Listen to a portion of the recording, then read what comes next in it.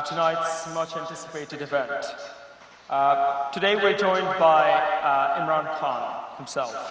Imran Khan is a politician and a former cricketer who served as the 22nd Prime Minister of Pakistan from 2018 to 2022. One of the all-time cricketing greats, he won the 1992 World Cup. He founded the Pakistan Tehreek-e-Insaf Party in 1996 and served as the Prime Minister of Pakistan. It gives me great pleasure and honor to welcome Imran Khan to give an address to the Oxford Union today with us. Thank you.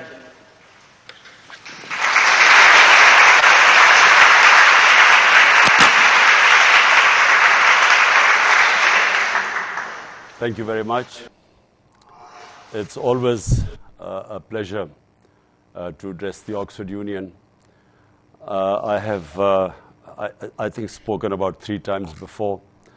But today is a very critical time in my country's history when I'm speaking to you. So let me just first start by saying why someone who was a cricketer, who didn't really have to do anything after finishing sports, because, you know, we sportsmen, if we reach a certain level in sports, and then once we give up sports, then we don't really have to do anything. All we have to do is talk about that sport for the rest of our lives and earn, pretty good money by just going on television and speaking. So why did, again, someone like me who had no reason to be in politics, I mean, if someone asked me to take politics as a career, I would shoot myself. Because, the idea of going and asking for votes from people, someone who doesn't need to, I mean, it never has, I've never understood the idea of being a career politician. So I came into politics for one reason. Because having played cricket, seen the world, and then contrasting the system in England, because I used to play professional cricket there, and then seeing Pakistan and most of the developing world, I came to this one conclusion. The reasons why nations fail is only one reason: not having rule of law. And the reasons why countries are prosperous is because they have rule of law. So I call my party Movement for Justice. And I launched this 26 years ago and started really from nothing, no political background. And for most of my first 15 years, people mostly laughed at me because there were 2 entrenched parties. We had a 2-party system. And I came against both the parties. So, and these 2 family parties have ruled Pakistan for 30 years.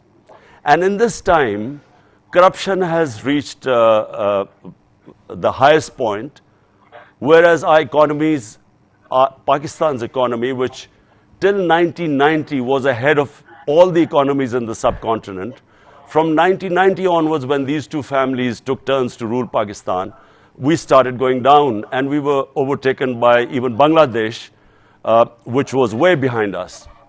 So the reason was simple. We did not have rule of law. And that's why, again, Movement for Justice. And the whole problem, not just with Pakistan, it's with the entire developing world. We have this problem. The ruling elites in our developing world do not want to come under the rule of law. They want a separate law for themselves. So if you cannot bring the powerful under the rule of law, if the powerful are above law, that's how a country becomes eventually a banana republic. The difference, and I was looking at the rule of law index.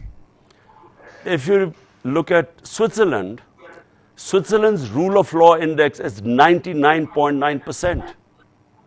Compare that to Nigeria, which has the greatest oil reserves in Africa. The rule of law index in Nigeria is 7%. So similarly, most of the poor countries are under 20%. And almost all the Western democracies are over 90%. So the difference is, just to why I came into politics was to bring the powerful. These two corrupt families, both of them had been dismissed for corruption when I came into politics. Twice they were dismissed for corruption. So then started this struggle. It took me 22 years finally to succeed and come into government. Now, the biggest challenge I faced immediately was that all the mafias associated with these political mafias, they all resisted. They resisted our government the moment we tried to bring them, get them under law. And the more we tried, the more they ganged up. And these two main parties who had opposed each other for almost 30 years, now they ganged up and had a joint front against me. So what happens? I mean, we first, just to give you my 3.5 years in politics, I inherited a government which was bankrupt. We had the biggest current account deficit. And as a result, there was pressure on our currency because our reserves had shrunk to about 9 billion, which is four weeks of our imports. So from there, a bankrupt economy, we steadied the economy the first year. Second year, we were hit by COVID-19, like the whole world was.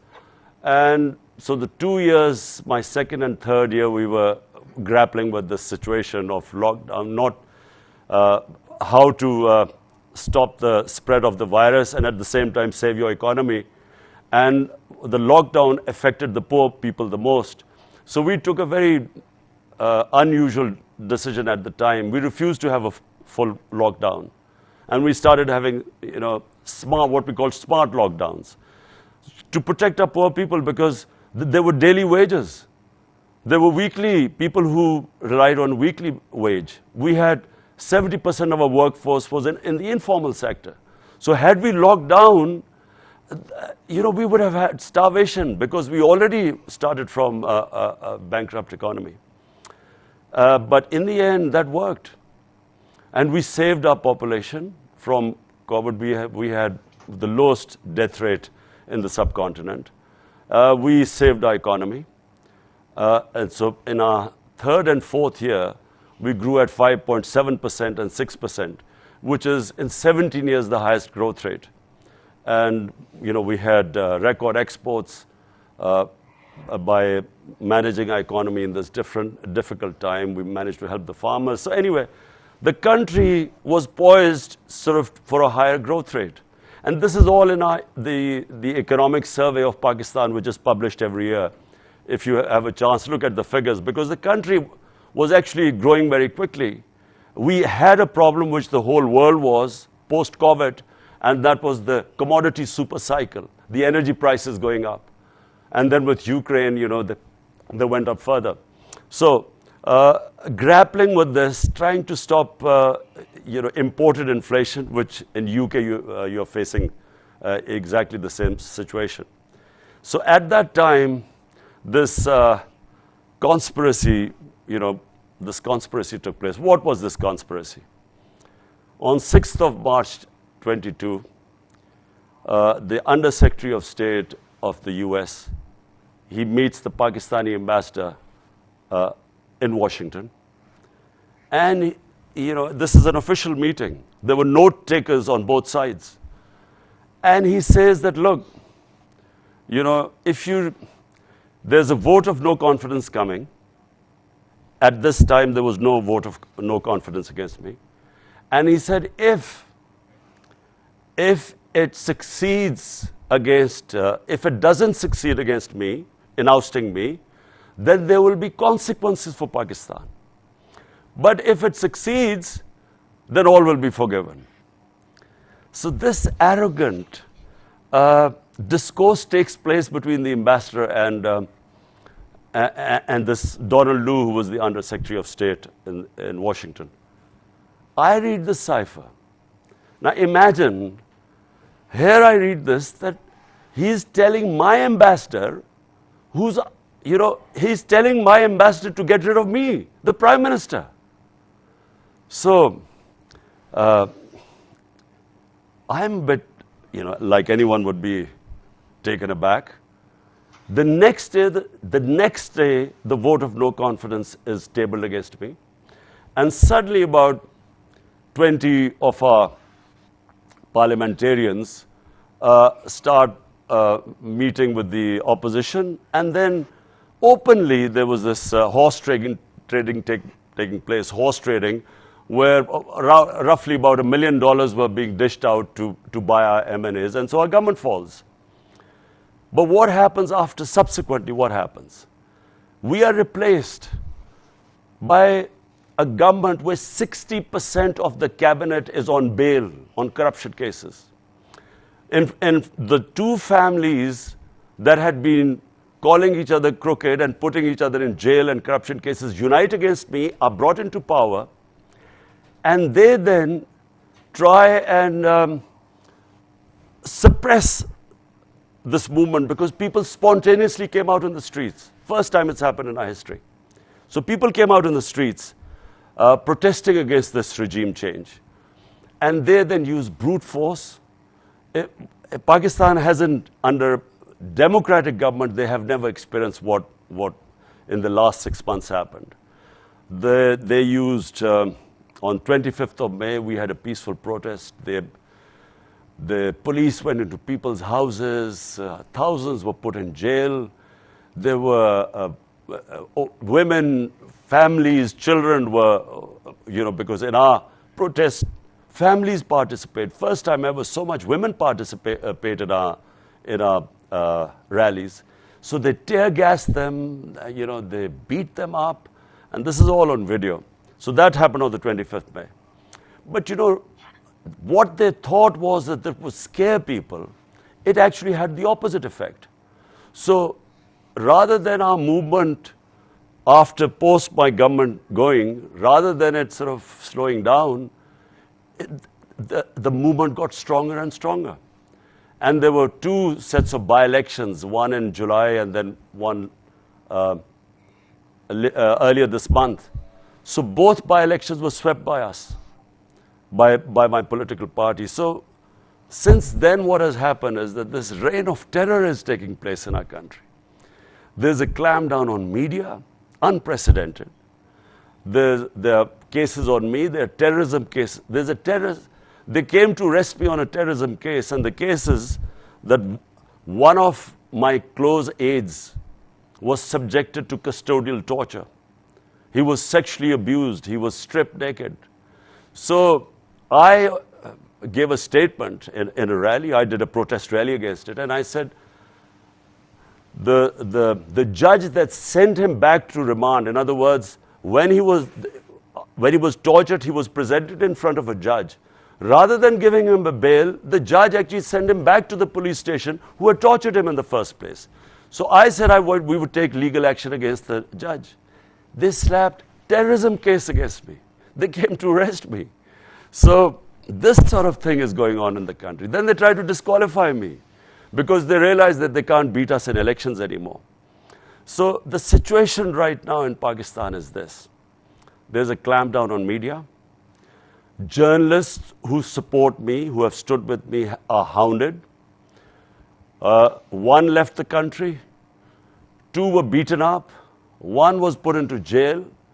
And then the most tragic thing that has happened, and of all the things it's affected, I'm still affected by it because I've announced my protest march today. Just now I've announced it, that we will be doing a huge, and inshallah, in my belief, it will be the biggest ever protest in our history. A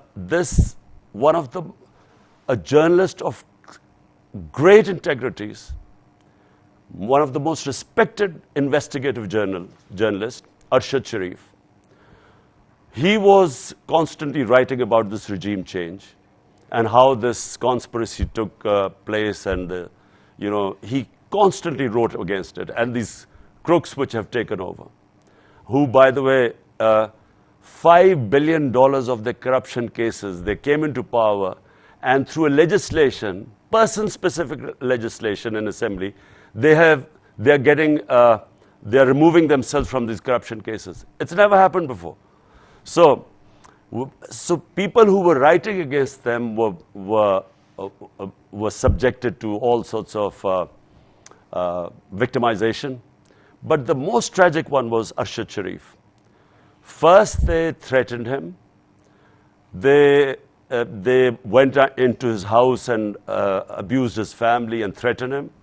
And this guy, one of the most courageous, bravest journalists I have ever met, I warned him. I found out that his life was under threat. I warned him. Then a second time when I warned him, we managed to get him out of Pakistan. We had a government in KP, so we managed to get him out of Pakistan to Dubai. There his visa was running out. So Pakistan government was wanting him back. So in order to get away from being facing certain death in Pakistan, he then went to Kenya where he didn't need a visa. And day before yesterday, he was murdered, assassinated in Kenya. And that has really, it's a mixture of depression and hatred in this country right now. And hence I've announced my march. And the idea of this protest march is to show the government where the public stands right now. And as I say, I have been, last 6 months I've been on the road and campaigning. And I feel right now that the country is ripe for a soft revolution. I don't think that anyone who tries to get into the way of this change, there are two ways of changing. You can have a soft revolution through ballot box, or there's the other way, which causes destruction in a society. But I just believe that we are now on the brink. Either we are going to change peacefully, or I'm afraid it will lead to chaos in our country. So that's where we stand today. So I look forward to your questions.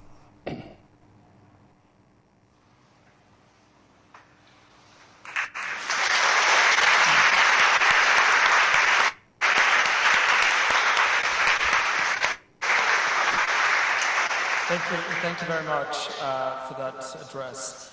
I'd like to sort of get into some questions before we get into some questions from the audience here at Oxford Union. And I wanted to start off with of course, the biggest news that is surrounding freedom of press at the moment. So we all heard about the recent tragic news of Arshad Sharif's death in Kenya, from yourself as well. And it is a very sort of difficult thing. It brings into question the freedom of press in Pakistan in general. So freedom of press has been a big issue in Pakistan. According to Reporters Without Borders, out of 180 countries, Pakistan was placed 157th. What do you think should be done to uphold freedom of press in Pakistan and to protect freedom of press? I mean, even in addition to this, ARY, which is one of the biggest news channels in Pakistan, was closed, shut down. So I wonder, what do you think would be a solution to this sort of moving forward? Look, let me say that who is worried from freedom of press? If I'm breaking the law, or if I'm a crook, I'm a head of state and I'm worried that I'm making a lot of money laundering, like most of our leaders have been buying properties abroad in Mayfair and in London and big places, laundering money from this country. So I would want to clamp down on the media. Let me just say, this is the case for the entire developing world. According to the United Nations Secretary General, he set up a panel. That panel is called Fact-Eye Panel. It was to find out why is there a difference, the difference between the rich and the poor countries, why is this increasing? And it came up with startling results. Number one, they said that every year, now you will all be shocked to hear this, every year, $1.7 trillion move from the developing world into the developed world, into the richer countries, offshore accounts. $1.7 trillion from poor countries or developing countries move to offshore accounts, rich countries, properties in London, New York, and big Western capitals. I mean, this is a plunder going on of the developing world at an incredible speed. If anyone who understands the history of the Indian subcontinent, you know, when the East India Company came into to India and started operating and took charge, India was about 23-24% of the world GDP. And by the time, you know, India got its independence, it was, you know, barely 3-4% of the world GDP. So the wealth was stripped off the country. It's exactly what the ruling elites of the developing world are doing right now. They're stripping off the wealth from the poor countries and taking them, as I said, into these tax havens. Now, problem is that I tried 3.5 years I was in power. I tried each time in the United Nations General Assembly. I kept saying that there has to be action taken against this illicit flow of money out of developing world, just like you do of terror financing or like drug money, which affect the Western countries. They must do something to stop this plunder of the developing world. But there is no incentive in the rich countries to do anything because they benefit from this flow of money. And it's the poor countries which, unfortunately, they do not want to do anything because, sadly, a lot of the leaders of the developing world are laundering money out of their country. So they're also not interested. So what is happening is that the poor people are getting poorer. This gap will increase and you will have this economic migrants. You know, this is just going to become an epidemic sometime ahead. You will have these people dying and crossing, you know, in these boats trying to get to the well-off countries. Something has to be done to stop this. And I'm afraid the developing world sooner or later must realize that this situation cannot go on. Yeah, no, absolutely. And I think that speaks to generally sort of a problem with sort of the like, you know, many problems within like developing countries as well. But the more particular thing that I, you know, sort of intended to touch on was the upholding the freedom of press in Pakistan in general. But one thing that I wanted to particularly mention, following up on that, on my previous question as well, was that during your tenure as the Prime Minister, Pakistan dropped 18 points in press freedom, according to Reporters Without Borders. I was just wondering, what did your government, what sort of steps did they take to uphold freedom of press in your government? Of course, now it's very bad in the state that a journalist is dead in Kenya, and a news channel is shut down. I just reiterate the question of, like, how do we get out of this you know, situation where the press in our country is just not safe? These things that we talk about here will never be sort of brought into light. Okay, let me just explain to you the difference between what was happening during my time and what is happening now. There was not one journalist that my government ever thought of, forget about persecuting, I mean, even trying to muzzle him. Because if I have nothing to hide, if I'm not corrupt, and if I'm not breaking the country's law, why would I be scared of freedom of press? The people who are scared are the mafias. And this is what is happening right now. These are mafias. The problem we had, and which is why maybe, because what, you know, you say that we went down a few notches. Look, when I took over, we had been going through this war on terror.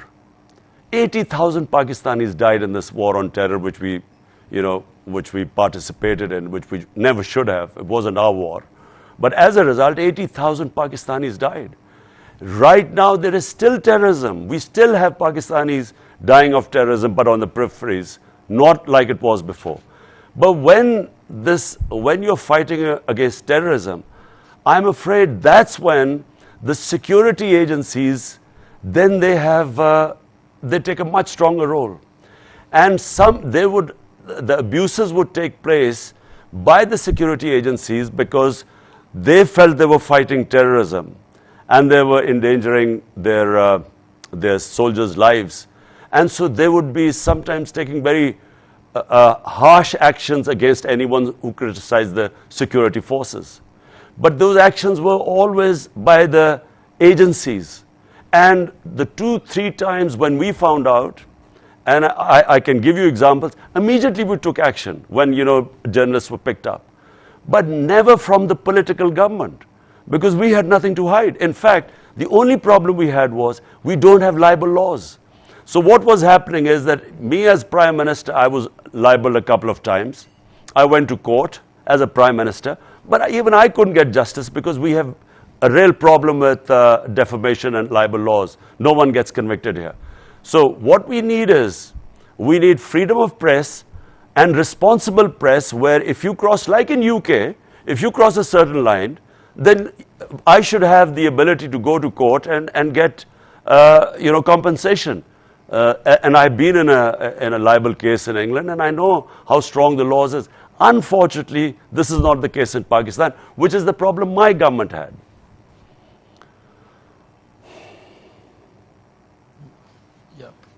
No, absolutely. That puts it into context, especially sort of the transition between governments and the freedom of. But moving on to sort of more recent event, which has been like recent news, is the recent decision by the Pakistani Electoral Commission to disqualify you from being a member of the Parliament. Where do you stand on this decision, and do you see yourself successfully running for a re-election in 2023?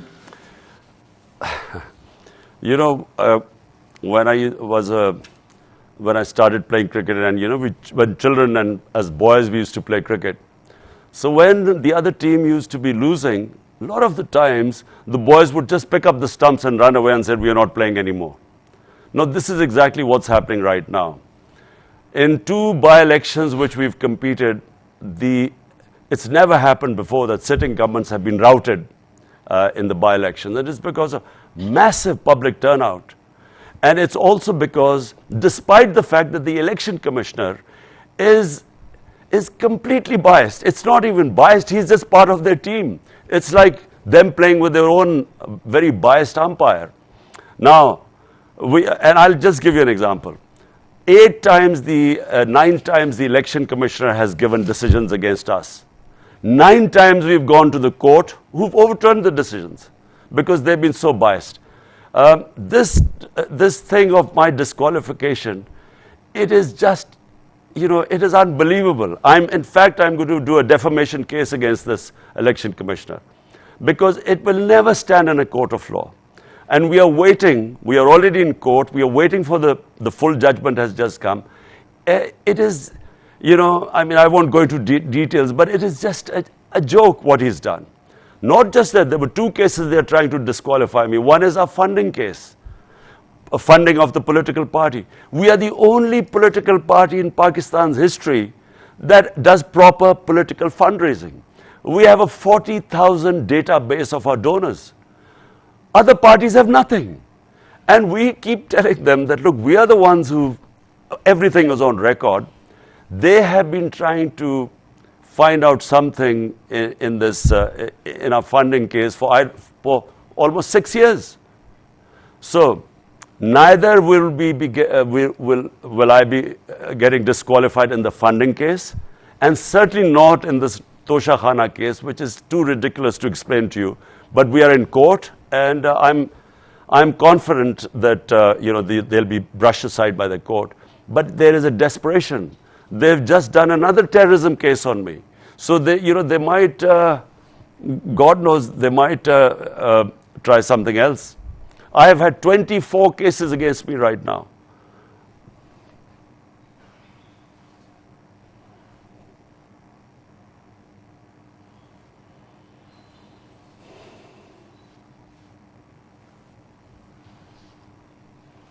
Okay, karo. Can you hear me? Yes, apologies, it's the Wi-Fi. Was I talking to myself? No, I think we heard a bit. It was just towards the end part that you cut out.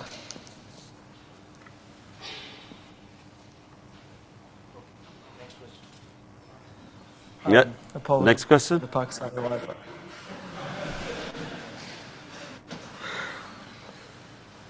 Which bit did you hear and which you didn't hear? I don't, where did I start talking to myself?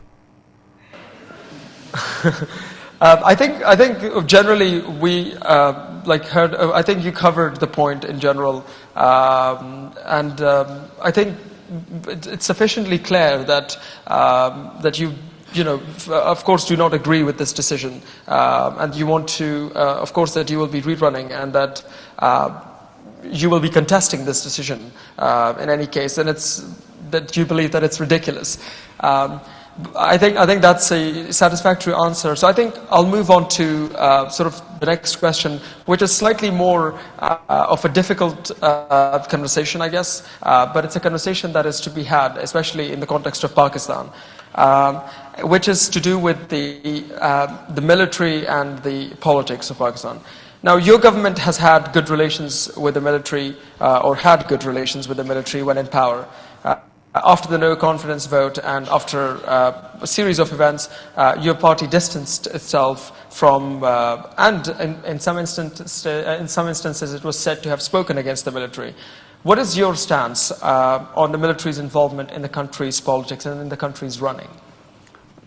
So look, first of all, let me say, Pakistan became a security state when we came into existence, because there was a fear in Pakistan that we have a neighbor who's 7 times the size of our country, much more resourceful. And immediately after independence, the next year, 47 we were independent, 48 there was a conflict with India on Kashmir. So that framed the mindset of our country, because the fear that a huge neighbor can easily overwhelm us. So the military naturally in such circumstances gained more importance. And then we had martial laws. So we've had 3 martial laws where the military took over when they thought that the civilian governments weren't doing well. Now, the problem with this is that, we have never had an extended run of democracy. So that balance that should be in a society between bearing in mind we are a security state, so the balance between the military establishment and a civilian government, that balance has never really been there.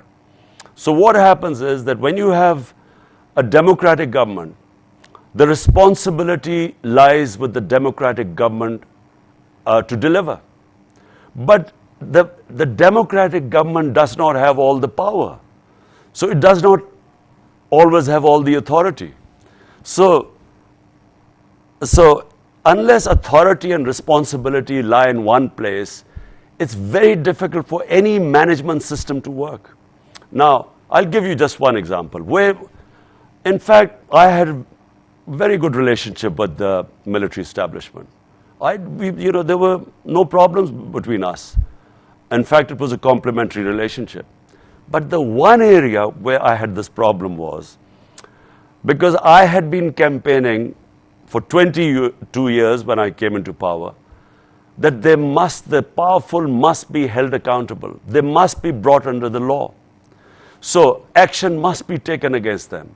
So they were openly stealing money, laundering money out of country, living in these palatial palaces or huge luxury flats in London, money stolen from this country, and never giving any money trail or source of income. How did they acquire this great wealth? So we saw them. I knew these 2 families for the last 40 years, and I saw these rags to riches stories where they never had this sort of money, but suddenly they're worth billions of dollars now, lying in outside Pakistan. So my point was that these 2 corrupt families and people associated with them, they should be held accountable, and there were already cases pending in our accountability bureau. So all I was asking them was that action must be taken. Now, unfortunately, the accountability bureau was not in my hands. So and they were controlled by the establishment. Now, I would keep telling them that, look, take action against these people. But unfortunately, for some reason, the establishment's views on corruption were completely different to mine. They did not take that seriously. I kept telling them that no country can prosper if the ruling elite is siphoning off money outside the country. And, I kept, because, they didn't have any idea, they did not understand the difference, as I have mentioned earlier, why countries fail. The developing world and the developed world is rule of law, because the reason why countries prosper is because once you have law, you have level playing field, you unleash the potential of a society. But when you have all the resources are controlled by a tiny elite, the people are enslaved by that. So the societies just cannot grow. And then when you launder money outside your country, when the ruling elite launders money outside the country, it puts pressure on your currency, which devalues. When that devalues, it causes poverty because inflation, imported inflation takes place. So this is where the point of disagreement took place. I kept telling them that, look, this Bureau of Accountability is under you, take action. And they just, for them, corruption was no big deal. No, thank you for that. I will ask one last question regarding something that you mentioned and have been of course, very strong about, is mentioning the two political parties, of course, as two families. You mentioned the dynastic politics has been a huge problem in Pakistani politics. And I think people would agree that one thing that PTI is seen as different is that it offers, what it offers is hope of making it to the top of leadership without being part of a particular dynasty, for people who are competent, for people on their merits. Now, though it is true in your case personally, beyond you, it is argued that PTI is now sabotaged by dynastic families within it. Do you have a plan to end this dynastic politics within PTI, or do you think it's inevitable in the Pakistani political system? Look, as all of you sitting there would know, the reason why democracy forged ahead of monarchy or kingship is because democracy, actually, the better the democracy, the better the meritocracy. And kingship is bound to decay because, I'll give you the example of the Mughals, the great Mughals who ruled India. And India was a superpower at that time. So in 180 years, there were 6 Mughal emperors who ruled for 180 years. And when the last great Mughal died, in the next 17 years, there were 6 different Mughal emperors. Something like what is happening in Britain right now.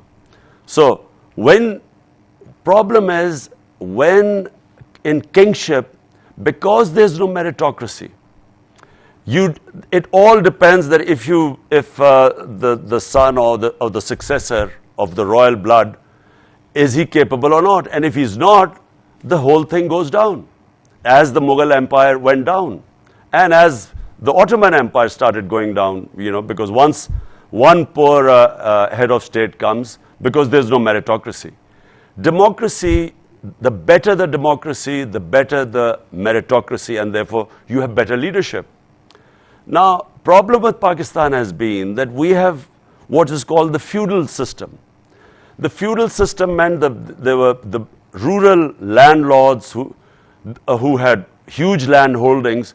They could do politics because they had time and money. Because, normal people just don't have the time and money to do full-time politics. So they dominated Pakistani political scene. And they became, the children then succeeded. So it became a family affair. As these two parties are, they are family affairs.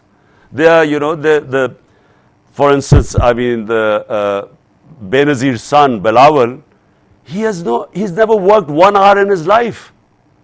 And he's head of their party. Same as Nawaz Sharif's successor, his daughter. She's never worked 1 hour in her life. So they imagine when they take over. So we have the worst of both worlds. Sometimes the princes were actually trained in statecraft. So they were much better prepared than in our case with these feudal children who have no experience of governance or statecraft. So therefore, the families have gradually, the country has gone down, as have the parties gone down. Now in my party, what I hope, and I tried once, we held a huge intra-party election. It was the first time a party had held such a huge scale intra-party election, but it didn't work properly because it was the first time we had tried. We tried a second time, and we tried to use technology, but you know, the elections, the general elections came, so we stopped. But my idea is that the only way you can have meritocracy in the party is if you have party elections. So from the experiences we've gained now, we were setting up a system to have a proper intra-party election. And that election will ensure meritocracy. And that is the only way you stop this dynastic politics. If a family member is good enough, fine, he can come up through the elections. But it should not be this nomination that just because you're born in a certain family, you should be automatically, you know, get a party ticket. That should not happen. Absolutely. Thank you very much for this conversation. I would like to sort of, for the last part of this conversation, move to the floor for any questions that they may have for yourself. So yeah, I open the floor for any questions. I recognize this member in the blue jacket. Yes, please speak loud. They will give you the mic.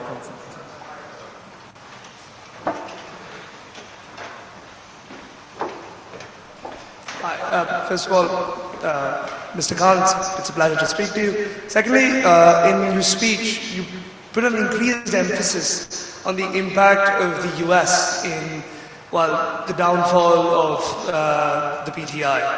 And we've seen that these developed nations, through which a lot of developing nations' money now goes to, regularly interfere in the matters of, well, South Asia and the global South. To what extent do you think that the problems that South Asia faces today are not a product of its people, but of people of a faraway land that steal from us? Well, look,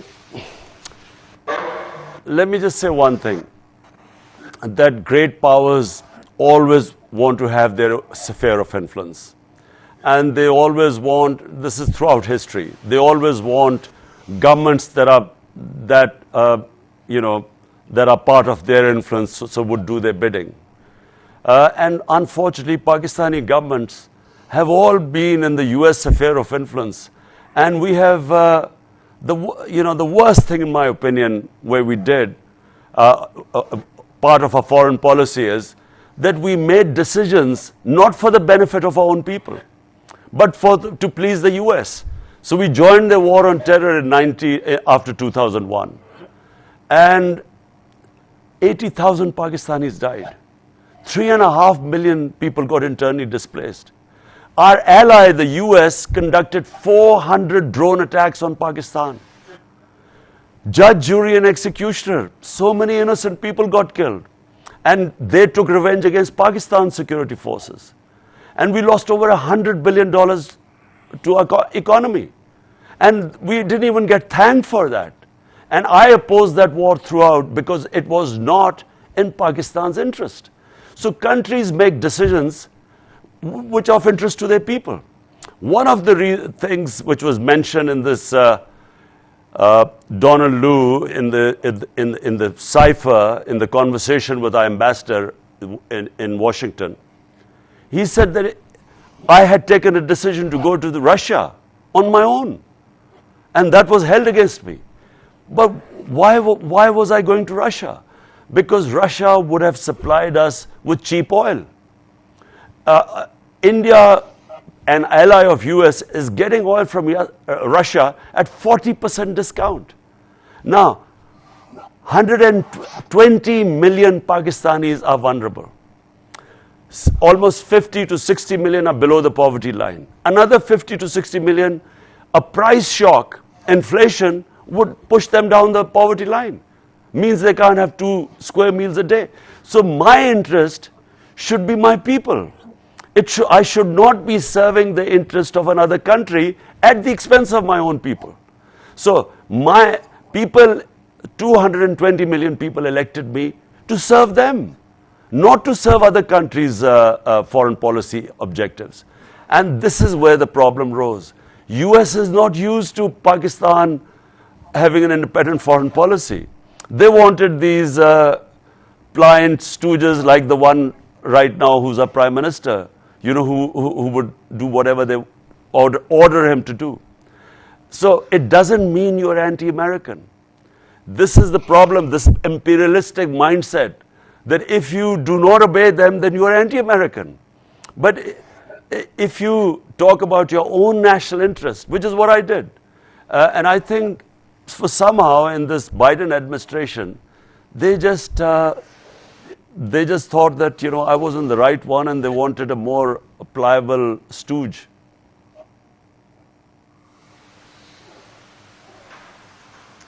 Yeah.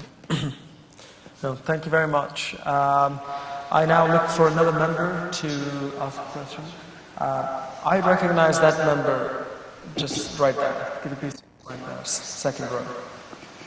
No, sorry, just in front of you. Yeah. Yes, you. Yes, this lady here. Okay, I guess. Just give it to him.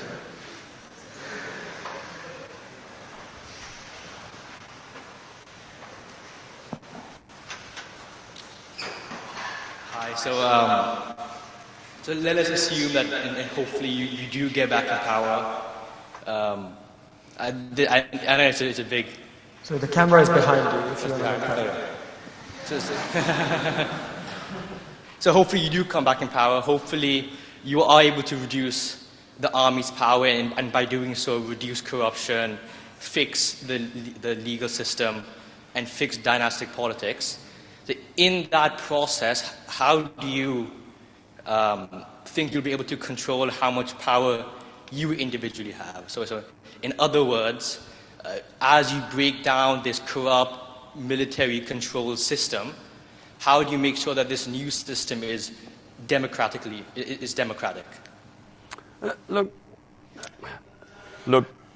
like Pakistan, like most of the developing world, we have series of problems. You know, there are a lot of problems we face. Number one, we just do not have enough money to spend on our human beings. So, you know, human development, you can't really rise as a nation if you don't look after your human resource, if you don't invest in your human beings. Problem is that all this prosperity comes after the rule of law. So it's my entire life's experience that unless you have rule of law, you don't have democracy. If you hold elections without having rule of law, you will have warlords, you will have mafias coming up because they will have more resources. They will have the muscle. So in a society, the key is, I go back, which is why I started my politics 26 years ago. You must bring the powerful under the law. So this is my number one thing. If you ask me, what is the one thing I would do if I ever get it back into power, is rule of law. But you can only do that if you have a good majority in a parliamentary democracy.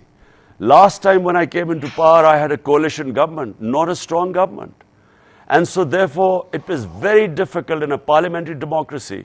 If you come up with a coalition government and a thin majority, you are always subjected to blackmail. You can't make strong decisions because, you know, you upset powerful mafias who then have ways of undermining you. So if I come into power, I will firstly only come into power if I have a clear majority, because otherwise I would not be able to implement my reform agenda, which starts with rule of law. And I believe that everything follows that. Prosperity follows once you've established rule of law and justice. Yeah. No, thank you very much. I recognize the member. Well, just as the Hello, Mr. Khan. Thank you very much for joining us here today. You talked about rule of law. While it is very important to uphold the rule of law, but during your tenure, you've been accused of breaking the rule of law yourself. You've been accused of breaking the Constitution, Article 92, by preventing the no-confidence vote despite the Supreme Court's decision. During your tenure, there was a sitting MNA who was incarcerated despite the Supreme Court decision to release him, and yet your speakers did not give an order to bring them to the parliament despite it being against the law. So, firstly, while you do talk about the rule of law, how do you respond to the fact that you yourself have breached it? Secondly, and very quickly I'll ask, you talked about press freedom. During your time, there was a journalist who was abducted and tortured, Matiullah Jan. During your time, Abzar Alam was shot. It was during your time, Nusrat Javed, another journalist who criticized you, had to leave her job. Salim Safi had to leave the job. So, while you do talk about press freedom when you are out of the government, when you were in the government, you were yourself curbed on press freedom. So there's a pattern that while you are in government, you do something else. When you are outside the government, you do like to appeal to a populist agenda. Thank you.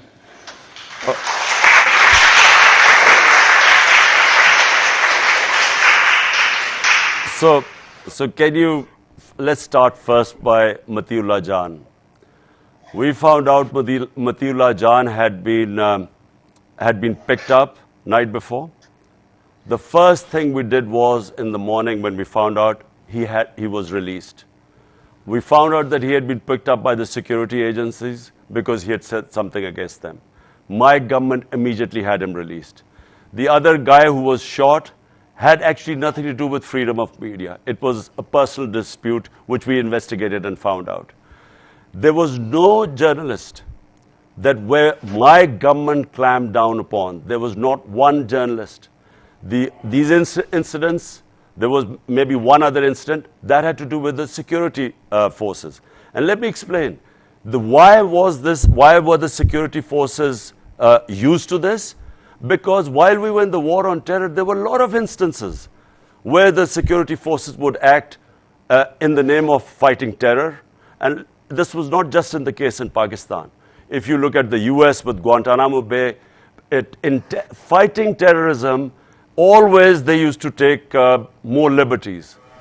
So remember, my government had nothing to hide. So there was nothing. And now you talk about an MNA. Which MNA are you talking about? No MNA had anything to do with where our government had him incarcerated. And what law are you talking about which I had broken? When my government, when it came to this no confidence motion, we just announced elections. We had this option. It was in the Constitution. It went into the Supreme Court. We had a right. It wasn't against the law.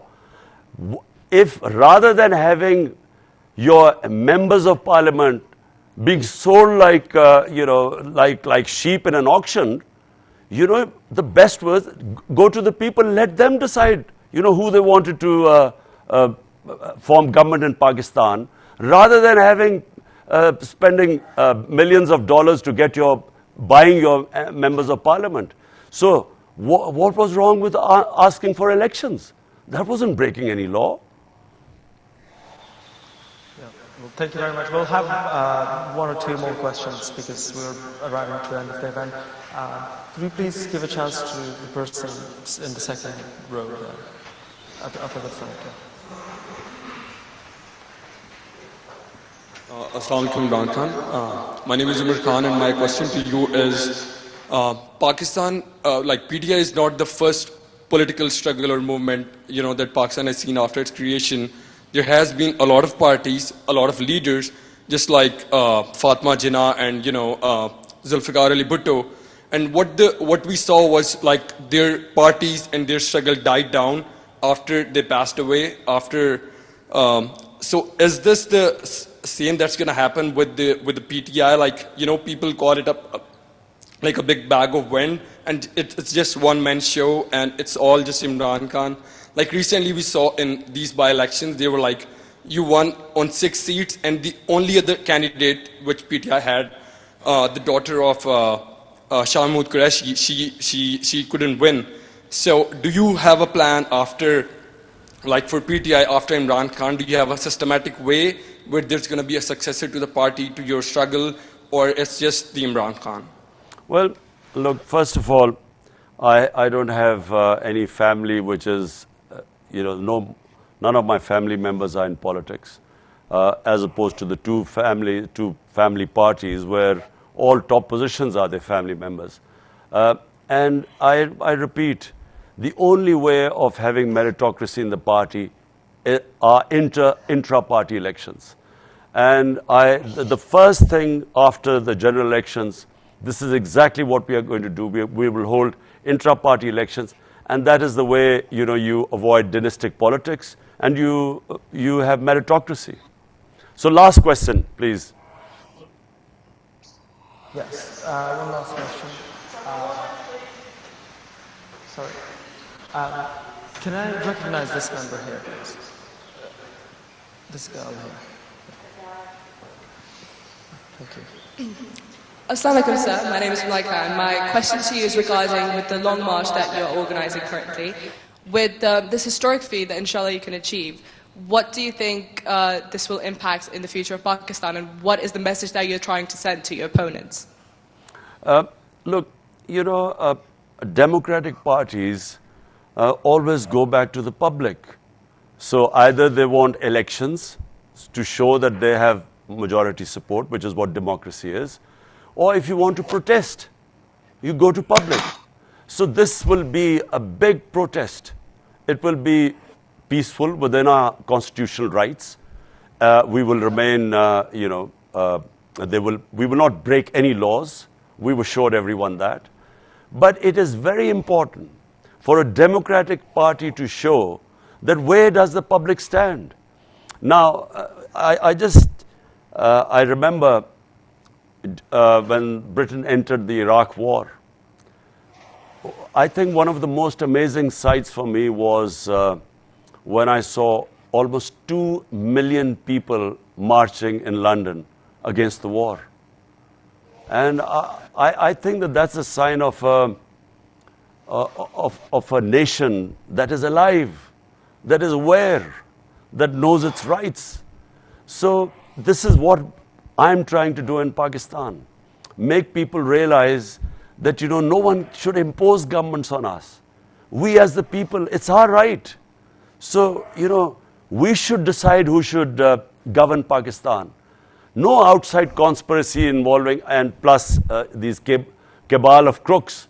They by spending money which they have and, imposing a government on us and then using state oppression to crush us. We are not animals. We are human beings. Humans have rights. So this is what we are trying to do. This march will show where the people of Pakistan stand.